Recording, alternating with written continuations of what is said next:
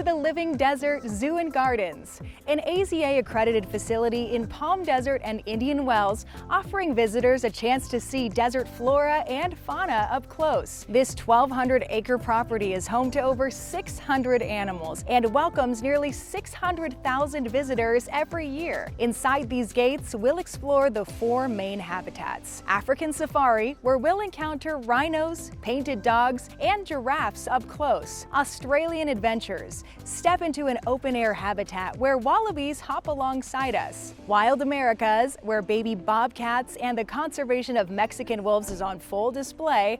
And botanical gardens, lined with over 1,200 species of hardy desert plants. So what does the typical year look like at the Living Desert?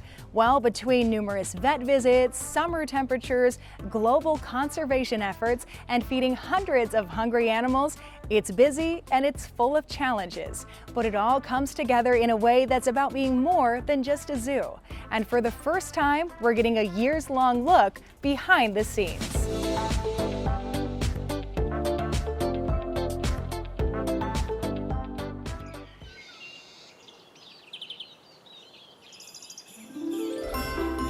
The gates open on a busy winter morning at the Living Desert Zoo and Gardens. Visitors file in, ready to explore the 4 main habitats or hand feed a giraffe. And this year, the animals are getting in the holiday spirit, enjoying some Christmas-themed treats as part of their enrichment program. Aside from the festive fun, there's a buzz this winter in the 4-acre Rhino Savannah. It's one of the newer attractions here at the Living Desert, and it's home to black rhinos Naya and Jaali. And today, we get a chance to see these beautiful animals up close. At the Living Desert, rhino encounters allow for visitors to feed and even touch these almost 3,000-pound animals. Hello, everyone. Well, this is Naya. Naya is our eastern black rhino. She is about 7 years old. She just turned 7 in August. And she came to us from Cleveland Metro Park Zoo in Ohio. That's where she was born. And she came here to the Living Desert in October of 2021. So she's been here just about 4 years. She came here to be a breeding female with our male rhino, Jaali. He is on the other side of our habitat today, and he's a little bit younger. He's about 5.5 years old. Jaali and Naya came here as part of a breeding program. A species survival plan committee keeps track of rhinos under human care in North America and makes breeding recommendations. Naya and Jaali were a match. We just put them together about a month ago, and so they're doing all the things that we expect. There's a lot of sparring, there's a lot of chasing. The females like to test the male's durability and their strength, because out in the wild, the females want to be able to pass on the best genes to their offspring, so they will often test the males and make the males chase after them. Rhinos are large and powerful, but they're relatively peaceful, and their poor eyesight makes them easily startled. Despite their size, black rhinos are considered prey animals. So that is also another reason of why she is very reactive to things, because they need to be on their toes. Black rhinos are critically endangered, with just over 6,000 left in the wild. So the #1 reason that they're poached out in the wild is for their horn. Their rhino horns are just made out of keratin, the same thing as our hair and fingernails. So it's truly nothing special. These programs are very important and vital to black rhinos, especially under human care in North America. They kind of serve as a very emergency population. If the black rhinos were to go extinct in the wild, then we would have a smaller population here in North America that would be genetically diverse that we could then work towards introducing into the wild. Here at the Living Desert, Naya and Jaali receive around-the-clock care. And so she can eat, she'll eat the leaves, she'll eat the branches, she can eat sticks that are up to about 2 inches thick in diameter. Wow. So she has very strong molars to bite through that. But right now, Naya eats about 80 pounds of food a day. And I would say almost 40 to 50% of that is just tree branches. This is such a wonderful opportunity to get to come not only see a rhino up close, but you get the opportunity to feed a rhino, to get to touch them and feel what their skin feels like. But it helps kind of establish a connection with rhinos out in the wild. Just creates such a much more impactful and magical experience. After this encounter, Naya will return to her main habitat, and it's a busy afternoon for other animals in the African safari at the Living Desert. For for 2-year-old Cape vulture Mandy, it's checkup day at the Tennessee Wildlife Hospital on zoo grounds. A team of trained veterinarians brings Mandy into the examination room for a full health check. So based on what we've seen here, would you feel comfortable anesthetizing her? Yes. I would too. Let's go get some pictures because we wanted to do blood with her sleepy. Yes. The Cape vultures are brought in every other year to receive vaccinations and x-rays. And it's no small task. These birds can have a wingspan of 8.5 feet, making them one of the largest raptors in Africa. In this position, we are stretching their wings all the way back so that we can move those big old wings out of the way for us to get a good picture of the body. So we've got the heart right here. This is the spine. After a thorough examination, both Mandy and her partner Irv return back out to their habitat. And it's an important time of year to monitor birds at the living desert, as bird flu disrupts avian populations across the country. The virus can be deadly and is transmitted through wild bird droppings. The living desert has new measures in place to keep their birds safe. So this is our African aviary. We put in place those special protective nets to help us make sure the birds stay healthy. Alan Monroe is the president and CEO of the Living Desert. He's giving us a behind-the-scenes look at the protective measures put in place. Come on, Olivia, we're going into the African aviary. This is one of the areas we've had to take extra precautions to safeguard the health of our birds from the avian influenza. We put on these lovely PPE, these great booties. We also use gloves sometimes when we're in here.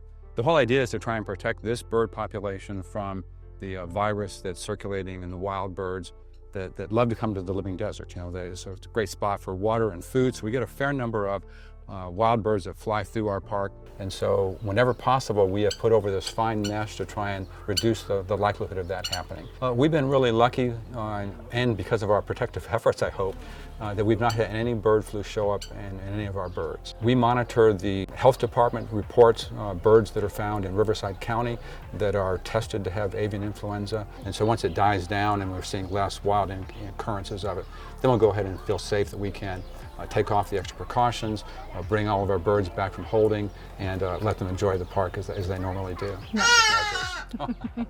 That is the Hadada ibis telling us that he loves that we're in his habitat. Some birds have been moved off their habitat altogether to stay safe. That includes pelicans, who are typically out roaming the rhino habitat, and it provides a chance for zoo staff to keep a watchful eye on these birds. Right now we're behind the scenes of rhino savanna. So we keep other species of birds there to try and replicate the savanna habitat that you would find in Africa.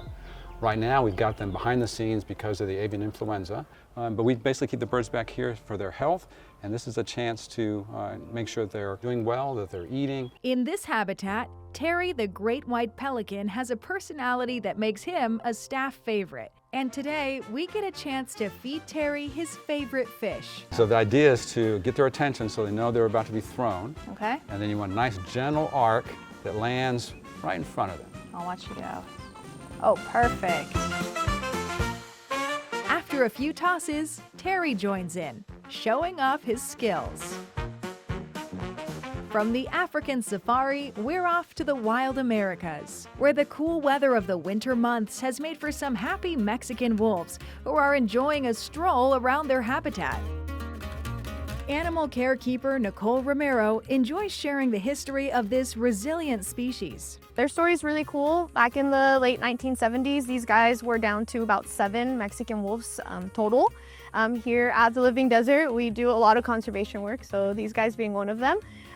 Right now in 2025, their numbers are up to about 600, and that's in human care and out in the wild together. So conservation is super important, and these guys are a huge example as to what conservation does and how we can increase numbers by the hundreds. In the habitat, there's a pack of 3, brothers Paul Newman and Drew Hudson, and community favorite, 3-legged Soleil Ellen. She did unfortunately break her leg, so pretty severe. The best option for her was going to be amputation, just to give her the best chance at recovering quickly and being able to come back out here with her wolf pack. There are actually Mexican wolves out in the wild that are three-legged. There's a pair and they have had wolf pups and they hunt and they're together in their pack. The Living Desert's Mexican wolf efforts are a major joint initiative. We manage them here at the Living Desert, but U.S. Fish and Wildlife actually is the one that kind of makes all the decisions. So management here with us is pretty much keeping these guys as wild as possible. Health screenings are also monitored by the U.S. Fish and Wildlife Service. And Drew Hudson has just been approved for an exploratory procedure to remove a mass in his back in the next few weeks. And when he goes in, they will be in contact with whatever they find out those masses may be and moving forward.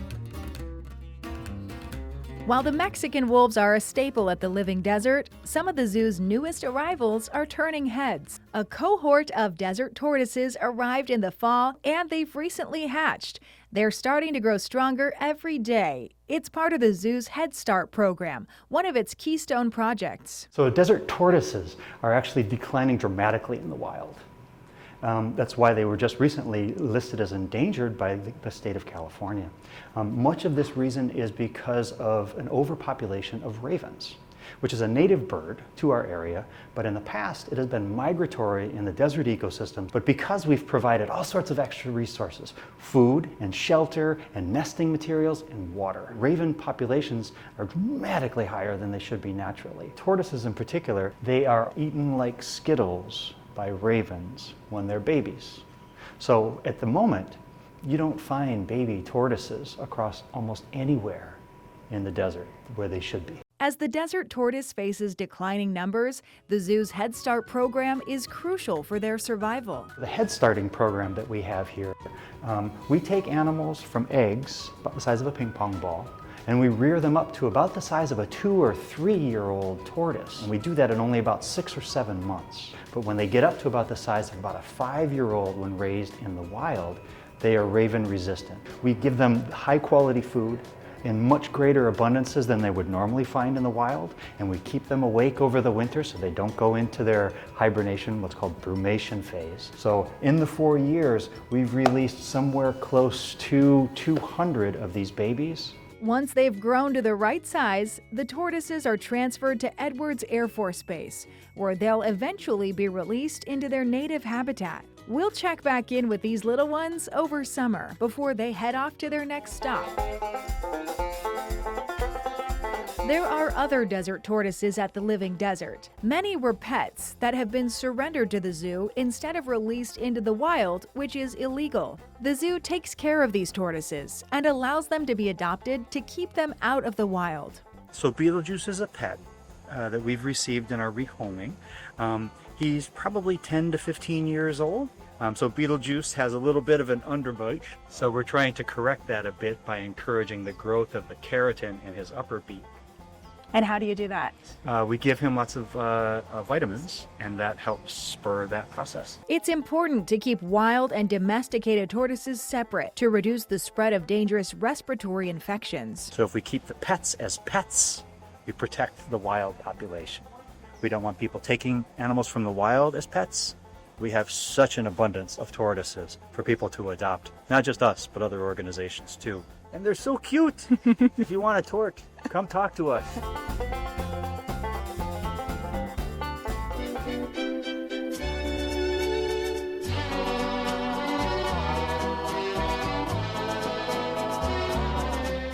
A beautiful winter marches on in the desert, and as Valentine's Day arrives, not everyone is in the mood. The zoo's striped skunks share their message, "Love stinks." But Mr. Prickles, the North American porcupine, enjoys a tasty rose, and the rosy boa is feeling a little extra romantic this year. With all of these active animals, the Living Desert is constantly prepping and serving meals across zoo grounds. Some of that prep occurs at the Chaikin Nutrition Center. Hi, my name is Samantha. I'm a nutrition keeper here at the Living Desert, and here at Chaikin Nutrition Center is where I prepare over 600 diets for our animals at the zoo. A big portion of the zoo consists of animals that are only plant eating. And here at Chaikin Nutrition Center is where we prepare all of our herbivore diets. We have a separate location for our carnivore diets. Today, I'm going to sample a prep for our crested porcupine pixie, since her diet consists of a couple different things. It can change day to day depending on the animal's needs, as well as seasonally. As Sam gets to work, I was able to help out and prep Pixie's meal. The 600 grams of vegetable, 1 to 3 inch cubes. And so she likes a variety of vegetables. Right, yeah, except turnips. Really? None of the animals really like turnips. With a few more slices and chops, it's ready to go. We hope Pixie enjoys her meal today.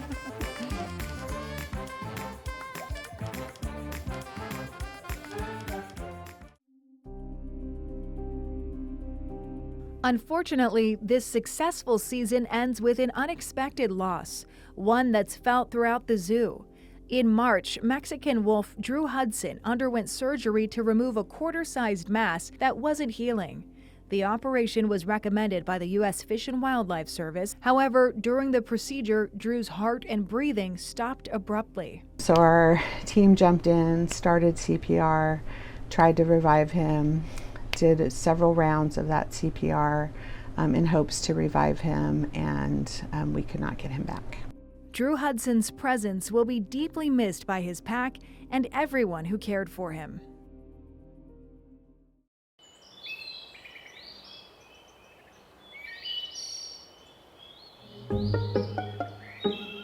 It's springtime, and animal care curators are setting up an enrichment activity with a seasonal twist, an Easter egg hunt. Curious meerkats start their search. And even a tegu is joining in on the tasty fun. And with the change of seasons comes new life at the Living Desert. The first babies of the spring, a pair of pronghorn fawns, are born in April. Within 5 days, they'll already run faster than humans. Welcome to the world, little ones. And this spring, multiple animals are on baby watch, including the yellow-footed rock wallabies here in the Australian Adventures habitat. The Living Desert is one of 3 facilities west of the Mississippi that houses this amazing species, the yellow-footed rock wallaby. This habitat behind me was built specifically for this species that meets their natural needs and gives them the features that they would find in their natural environment, which out in Australia, they're going to be living in the big rockwork nooks and crannies of the mountains and the low hills. They can jump 12 to 13 feet up, and that is incredible. And so this space up here with this tall rockwork allows them to exhibit all that natural behavior and hop around. And their numbers could soon be expanding. Zoo staff recently noticed a jelly bean-sized joey amongst the group. We are the only breeding mob of yellow-footed rock wallabies here in the United States. So the joey that is currently housed here, she was born just a little bit after Valentine's Day. When a joey is born, they're about the size of a little piece of rice or a jelly bean and navigates climbing all the way up mom's fur and into the pouch and latching on to a teat. And from there, that little one's going to develop and grow till about 4 to 5 months old when we start to see them emerge from the pouch. In the Australian habitat, Bennett's wallabies are also on site. Australian Adventures is one of my most favorite habitats here at the zoo. I love right when you walk in, you just feel like you're in a different world, in a different land, and you feel truly immersed into everything that I imagine Australia would be like. And so these wallabies are hopping around you, so our guests can just navigate this pathway. So we have free flight budgies, we have tawny frogmouths flying around, we have laughing kookaburra over there, and just an array of different species of Australian animals. And the Bennett's wallabies, they're eating all day long. You're gonna see them graze In the grasses, you're going to see them try to reach up to the trees and stretch to get the fresh flowers. Wallabies have some awesome adaptations. One of those is their big tail that you see coming off the back of them, and they can actually balance all of their weight on that tail if they need to reach up into the trees, and that's how they're going to get a lot of their propulsion. This is a beautiful space just to come in and hang out, and I can hear the birds chirping right in the tree next to me and the waterfall behind us, and it's just an absolute beautiful space to just slow down and take in this part of the world. We'll follow along with our tiny Joey throughout the year, and we're also keeping an eye on 2 pregnant giraffes in the African safari who could be due around September. And there are other animals zoo staff is hopeful will breed soon, including small carnivores. From the Australian Adventures habitat, we're taking a trip behind the scenes. Today, we're off to the Desert Carnivore Conservation Center, otherwise known as DC3. The center is off limits to zoogoers, but it's an important part of the zoo's conservation work, like monitoring breeding and reproductive behavior of sandcats, black-footed cats, and fennec foxes. So many years ago, the Living Desert recognized that there was a need to continue on in the sustainability of these species. Many zoos have turned their focus away from the small carnivore story and small carnivore conservation and focused on the bigger cats. But however, in the cat family, there are 40 cat species and 33 of those are small cats. And this week is very exciting at DC3. A new feline was just brought to the Living Desert. The newcomer is a female sandcat named Aaliyah, and she's officially been cleared from quarantine. As Aaliyah makes her way out into her new habitat, the Living Desert's male sandcat Napoleon shows he's interested through some unique vocalizations. Napoleon lives in a separate space right next door to Aaliyah, and the goal is for the couple to be a breeding match. This is Napoleon. He's a sandcat. He is native to northern and eastern Africa. So sandcats, they're the only true desert cat. They live out in the Saharan desert, and they actually have little, what I call sand shoes, very similar to snowshoes. They help protect them from the heat of the desert. The advantage and adaptation to being smaller is that these cats can get into smaller nooks and crannies. So you can see that Napoleon here has a wider head. So he actually has an enlarged ear canal. So he's going to be able to hear the rodents and the prey underground when he's tucked into burrow. So small size means more food options. He is camouflaged into the Saharan desert coloration. So that's a great adaptation for this species, as they can trek around the Saharan desert and blend right into the environment. And down the hall lives another carnivore cat who's small but mighty. Black-footed cats are one of the smallest small cat species. You see how delicately cute she is. She's about 2 pounds, but one thing that's incredible about that, even though she's so small, this species has an incredibly high success rate in foraging. So out of 10 attempts at a hunt, she's going to be successful 6 out of those 10 times. They're a more successful hunter than your lion, your cheetah.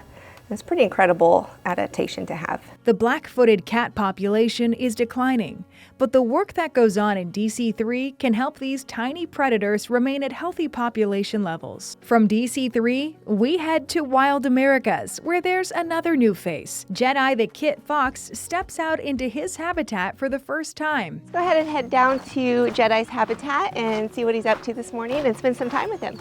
All right, here we are. This is where Jedi now calls home. Jedi's arrival is symbolic for the Living Desert. So our organization started with the first animal in being a kit fox back in 1972. So to come full circle and over 50 years later, welcoming kit fox back into our zoo family, it's just super impactful for us to continue to move forward. The kit fox is mainly active at night, and they stay in dens during the day, and this sort of activity allows the kit fox to escape the high temperatures of the daytime. So in the first week of Jedi's arrival, our animal care team has been focusing on just getting him used to this new environment. There's a lot of new sounds and smells, and he has just done an incredible job acclimating. He serves as a wildlife ambassador for conservation and helps to foster desert appreciation for all those that come to see him.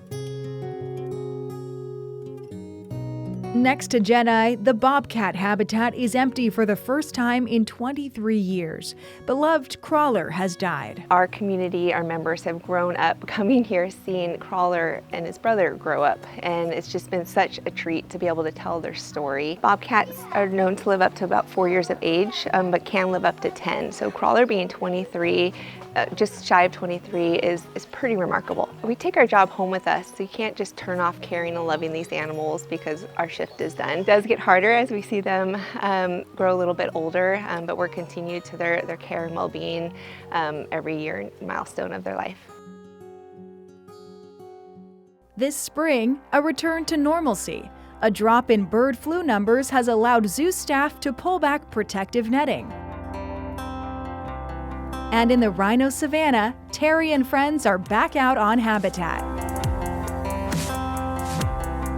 And this season also brings new attractions for zoo visitors. The Bighorn Cafe and Splash Pad are officially open to the public, and both are already proving to be very popular with zoo visitors. It's awesome. We sat right over there and had lunch and watched as they were eating their lunch too, I think, so it was really nice. The new cafe offers a view of Bighorn Mountain, where multiple bighorn sheep are on full display, grazing or clashing horns. As park visitors enjoy their meal, it's also snack time for the zoo's Abyssinian ground hornbill in the form of an enrichment program. When we're thinking about enrichment, maybe people think about like toys, like balls and things that animals play with, and that is some of what we do. But what's really important for us is we're stimulating natural behaviors. So ground hornbills, they have these giant beaks that they use to stab things, break open really hard shells, that kind of thing. So we have some special feeders here. They're going to help engage Cordelia's natural abilities. So we're actually going to stuff some of her favorite foods like these worms,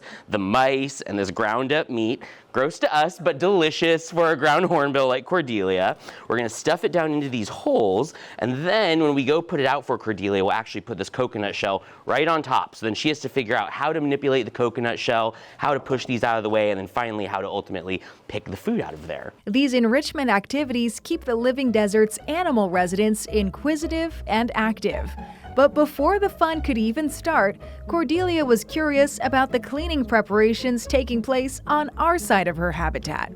Intelligence and playfulness are characteristics hornbills are known for. She has this beautiful blue neck. She also has a casque, which is what this thing on top of her head is called. It's kind of a bigger part of her beak that helps the sound she makes be louder. Birds are just so engaging, but Cordelia especially, you know, she loves to see the visitors. Now it's go time. So we're just gonna take some of her favorite treats that we've hidden in here, and we'll put one of these puzzle feeders right up here for her.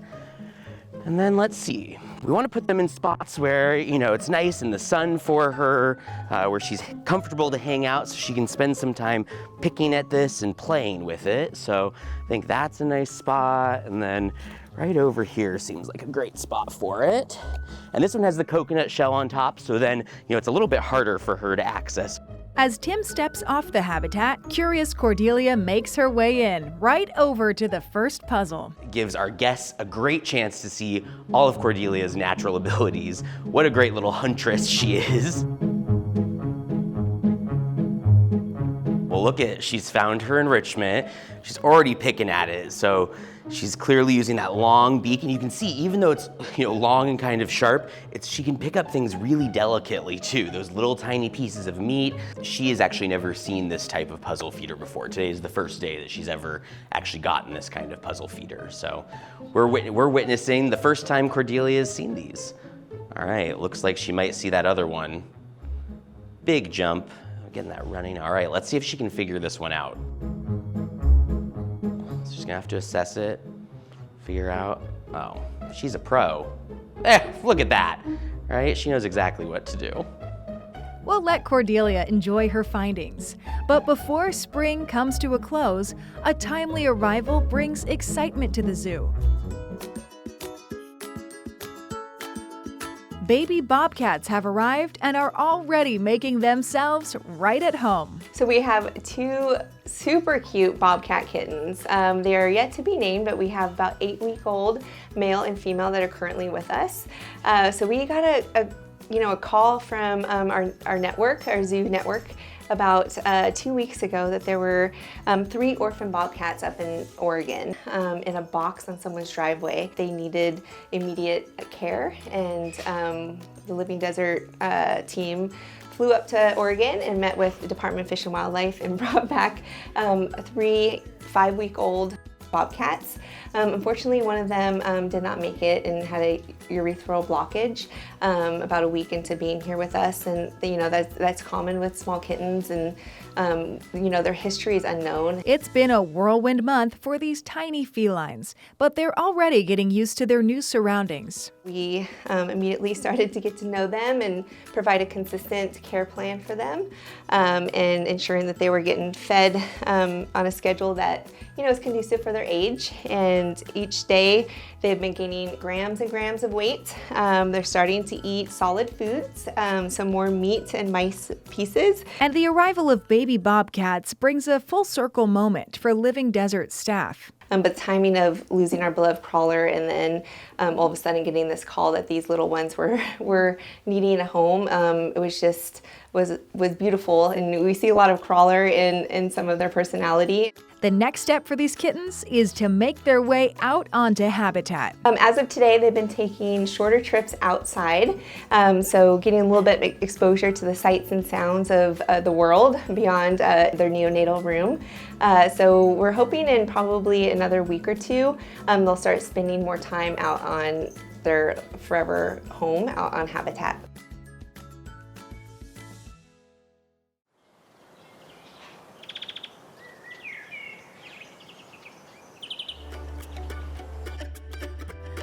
It's a hot summer day in the Coachella Valley. Temperatures regularly reach above 110 degrees, and animals at the Living Desert are finding fun ways to stay cool, including 8-year-old jaguar Mimo, who decides a quick swim is the best way to beat the heat.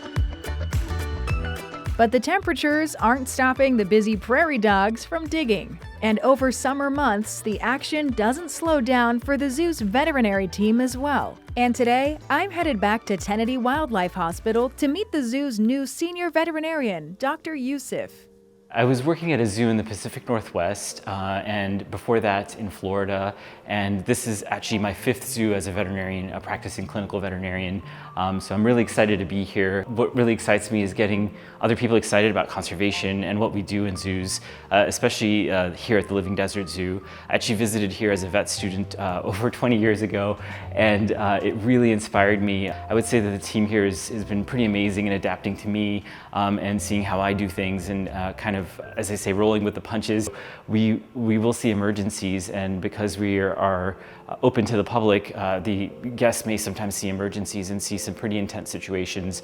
I like to be as transparent as possible and explain to people what's going on so that they understand that we're trying to help the animals.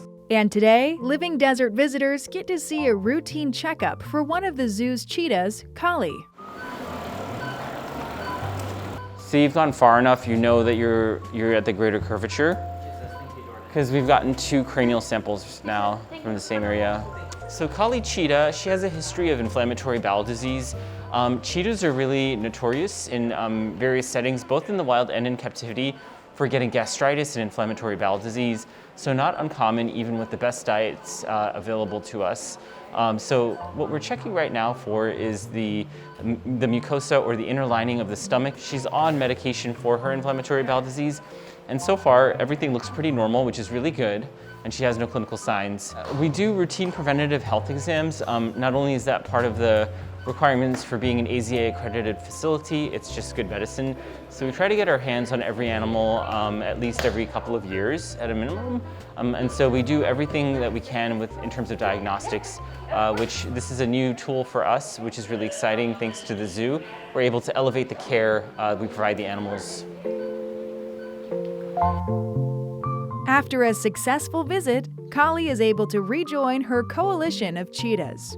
From one of the fastest animals in the world to one on the slower end, let's check in with the desert tortoises, who are being evaluated before they head to their next stop. Staff takes their measurements to see how much they've grown over the past few months. So the first thing we do is take their weight.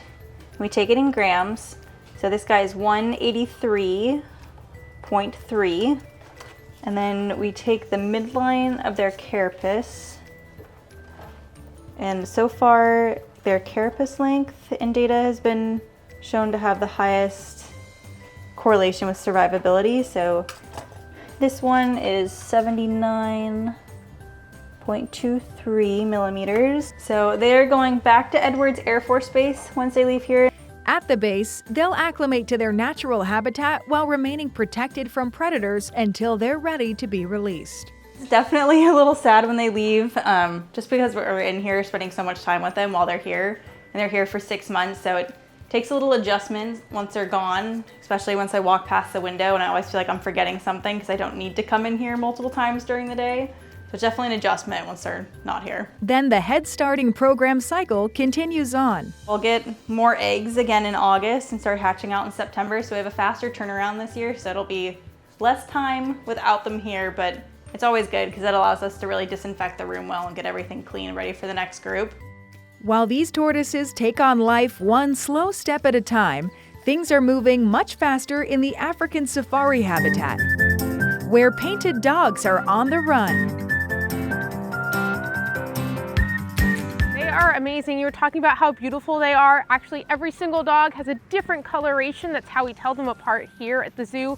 But the one thing they do have in common is that beautiful white tail. They always have it waving like a flag while they eat dinner. It's their silent way of ringing their dinner bell to gather everybody close. Here at the zoo, we currently have 6 dogs, 5 ladies, 1 guy, and that guy is dad to all 5 ladies and is currently our leader of the pack. The 5 female painted dogs were born 6 years ago at the Living Desert, a major milestone for the zoo and the species. Yes, the puppies in that video are now 6 years old. They've lived here their whole lives.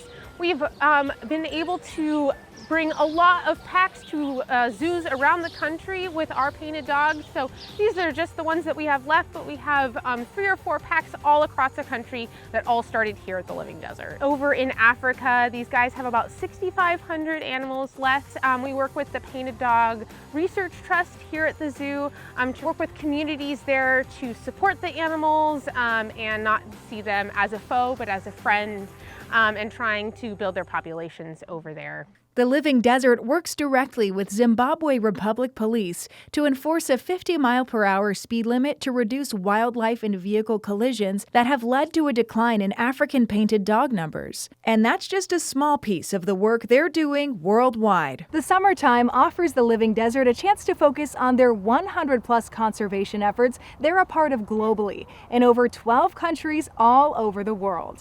That includes teaming up with an anti-poaching unit in South Africa. We are the Black Mambas.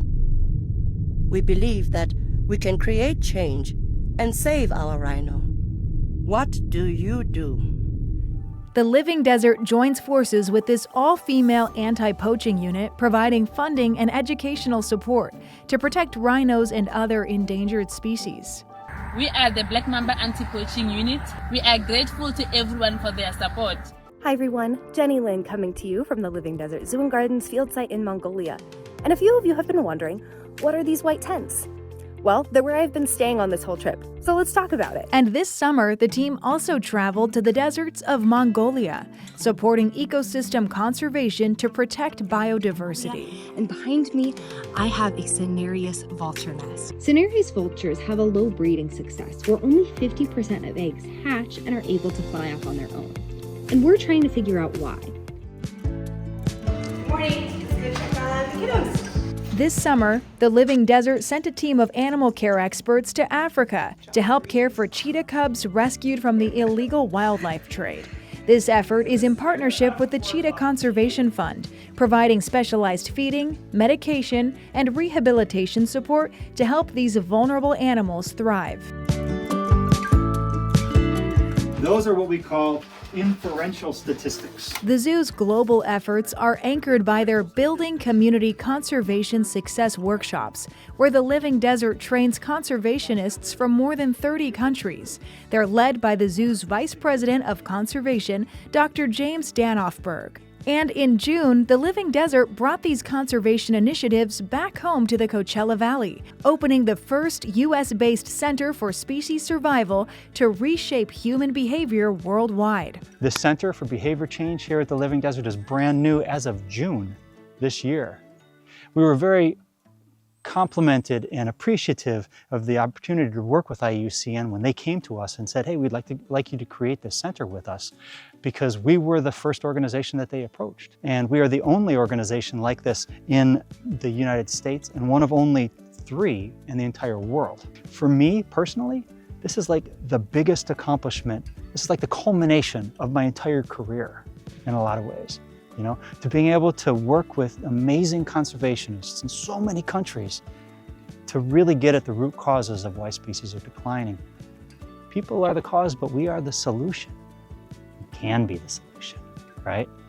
And that is what's amazing about the center. One local species the Living Desert is working to be the solution for is the desert pupfish, a federally listed endangered species which the zoo manages at their Sonoran Pond. The desert pupfish, it's a unique animal that is found only in our ecosystem across much of Imperial, San Diego, Riverside counties. So it's only in the Sonoran Desert, which sounds crazy that there's a fish that's adapted to live in the driest part of the state. They live in water that can be as high as 104 degrees Fahrenheit, down to just above freezing, and they can live in salt water that is twice the salinity of the ocean, all the way down to fresh water. But habitat loss and pollution are impacting this vibrant fish, which calls the Salton Sea home. The root cause of why all species are declining is us. It's our choices, it's our actions, it's what we do. Right? And that's the case all around the world. The goal of the pond is to act as an insurance population in case we need it for the wild. We have somewhere around 10,000 fish in this one pond, and they are all from one population, from Salt Creek. We have 2 other ponds that have the 2 other relic populations of this species that exists in Southern California. One is on the north shore of the Salton Sea, and then the other one is on the southwest corner of the Salton Sea that's called San Felipe Creek. So these 3 populations, with the 3 ponds that we have on our grounds, we could restore the entire species if they vanished from the wild. And as the pond helps safeguard this endangered fish, this summer brought a different kind of conservation celebration, the birth of 2 adorable baby giraffes. We are at the giraffe savanna habitat. It's our multi-species habitat with giraffe, ostrich, and kudu. We are very excited that we have 2 new baby giraffes. They were both born in September, about 3 weeks apart from each other, a baby girl and a baby boy. Baby girl is the older one, and baby boy is the younger one. They're very exciting. The babies will stick together and kind of hang out and, you know, bed down, lay down, or be just roaming around together. And then sometimes they'll stick by mom, and sometimes mom is like, you're good on your own, I'll come back and find you later. The calves will slowly make their way out to join the rest of the herd on the savanna. It's a very exciting habitat. It's about 3 to 4 acres in size, lots of different terrain and mounds for them to climb up, you know, up and down, gets them exercising, utilizing those muscles, trees for them to browse, so they're exercising all their neck muscles, reaching up, doing all the natural behaviors that they would in the wild. The newest additions contribute to the Living Desert's goal of conserving this disappearing species. Giraffe conservation is very important to us here at the Living Desert because we are very focused on them out in the wild.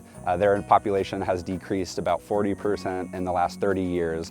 So there's roughly about 117,000 of them left in the wild, and they're disappearing on the daily. You know, so we very much want to share their story and, you know, teach people why we should care about them, not only here at the Living Desert, but out in the wild. Come see the babies while they're small. They're growing every day, growing like weeds. They're already taller than me. And so it's nice to come and see them, make a connection with them, and watch them become adult giraffes.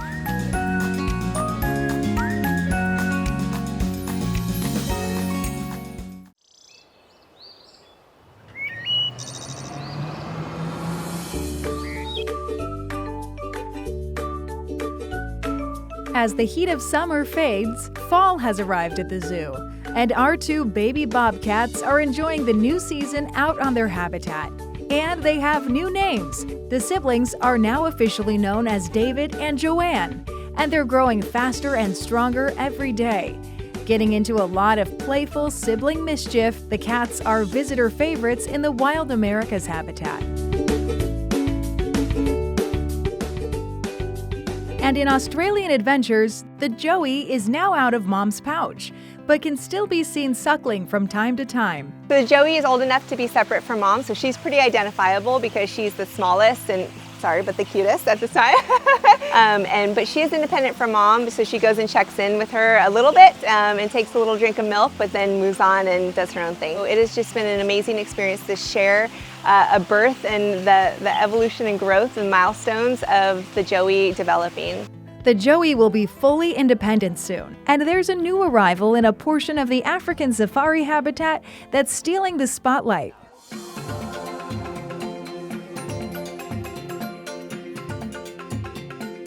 Here at Village Watutu, zoo history is made. For the first time, primates are calling the living desert home.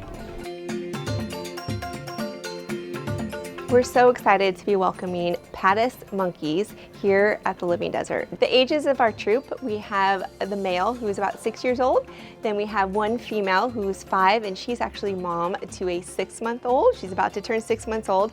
This little baby was born on May 3rd. And then we have who we're lovingly called the grandma of the troop, though her age does not dictate that, just because she is the matriarch and she is the mom to the mom and then the grandma to the baby, and she is 12 years old. These slender primates have unique characteristics. Patis monkeys are known for being quick on their feet. So they walk on all fours, which is kind of neat to see, and they can go up to speeds of 34 miles per hour. So they are known to be the fastest monkey. Patis monkeys are eating a variety of vegetables and protein in the form of worms and bugs, and they are going to forage throughout the day. They're also known to be browsers, so they're going to cruise around and take a little snack off of a tree here and there. While not considered endangered, there are some concerns about Patis monkey populations. Patis monkeys are listed as near threatened on the IUCN Red List. And the Living Desert here is really focusing on connecting guests to their conservation message.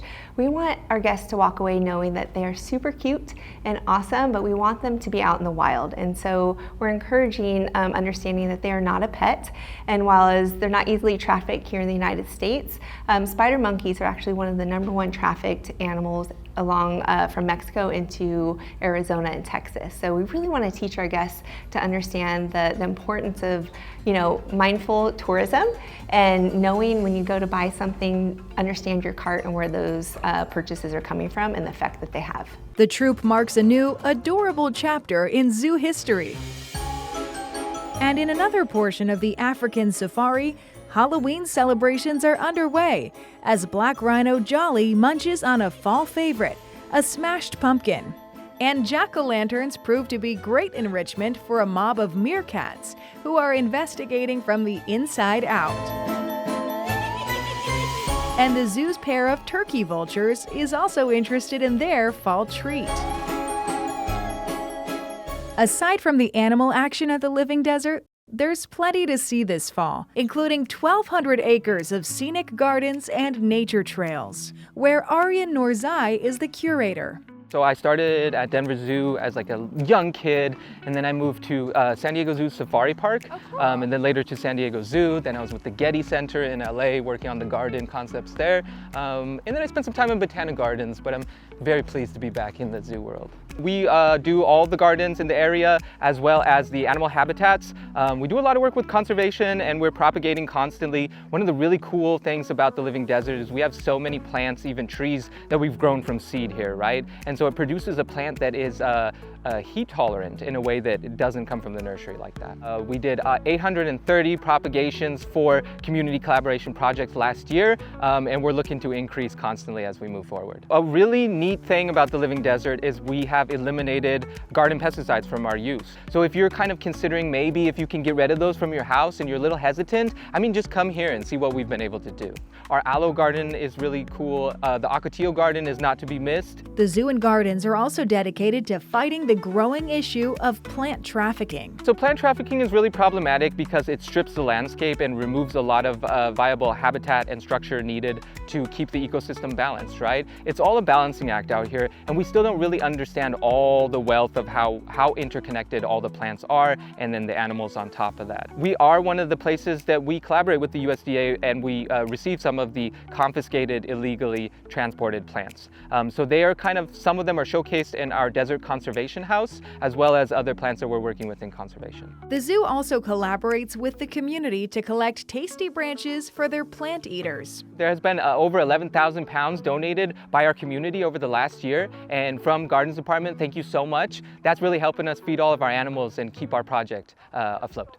Aside from donated branches, the Living Desert grows their main supply on zoo property to feed hundreds of animals. We raise a lot of our own food for our browsers that's called browse. It's just a simple word to describe any plant that they can use their lips and tongue and teeth to pull the leaves off of.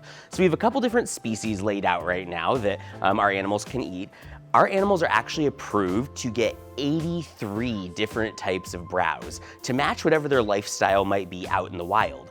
And because we live in a desert climate where we only have desert animals, we're able to grow plants that are native to where they're from and feed them to them here, so giving them a really natural diet. For our giraffes alone, they get upwards of 200 pounds of browse every single day.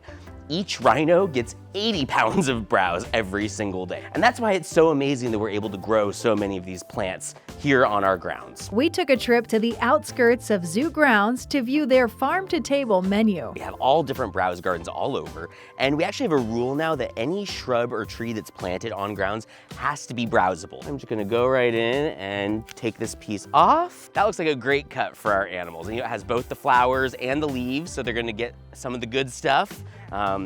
So I think we're gonna go feed this to some giraffes. How does that sound? I would love to do that. Yeah, okay, let's go take care of that.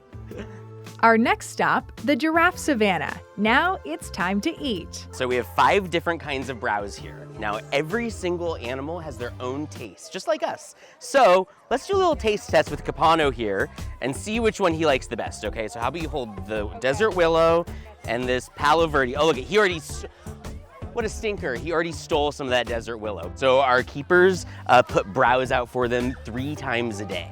Giraffes in the wild would eat for almost 12 hours every single day. So the more that we can help our animals eat for that same amount of time, the healthier and better their lifestyle is.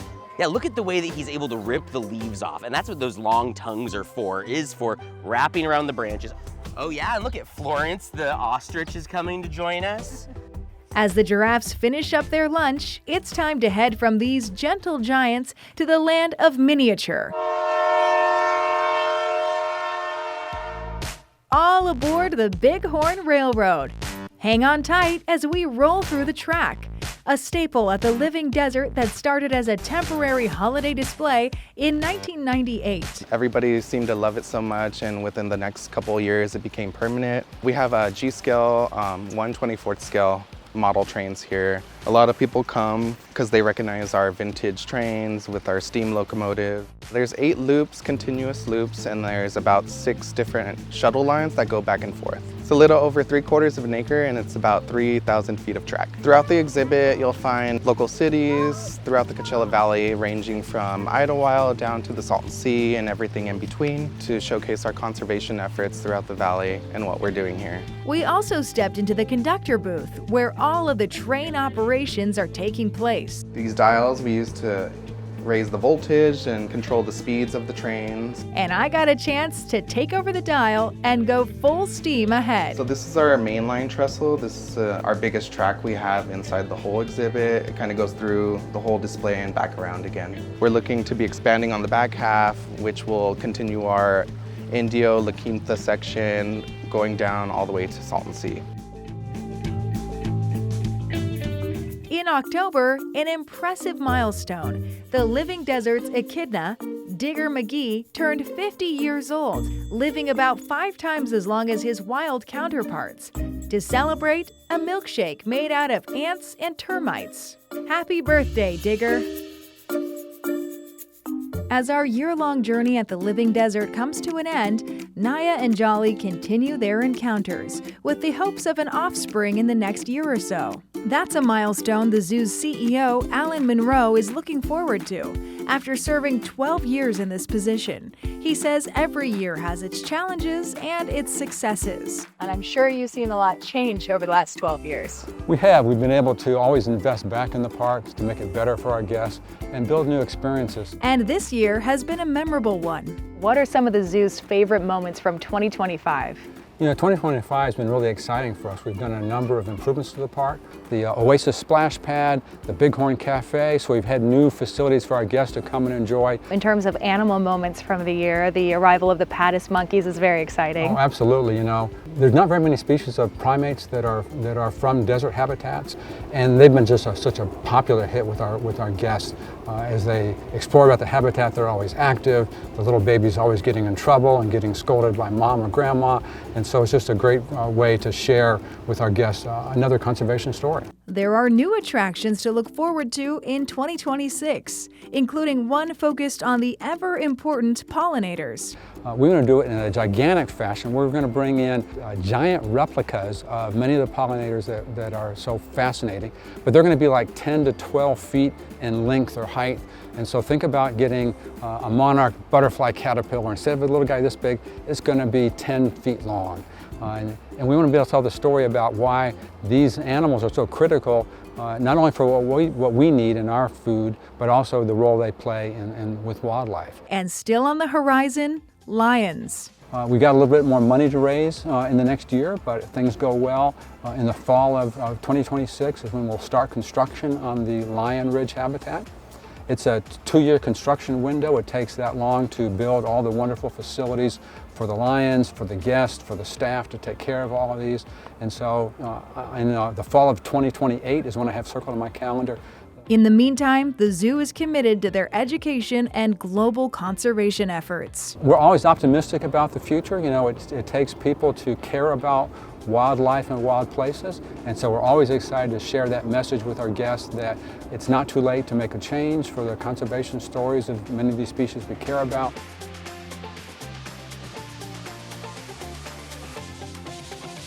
Well, that's a wrap on 2025 here at the Living Desert. From the birth of baby bobcats and giraffes to the arrival of new faces, it's been an unforgettable year. And on the global stage, conservation efforts expanded even further, making a lasting impact beyond our desert home. We're grateful the Living Desert allowed us to tag along for the journey. Thanks for watching.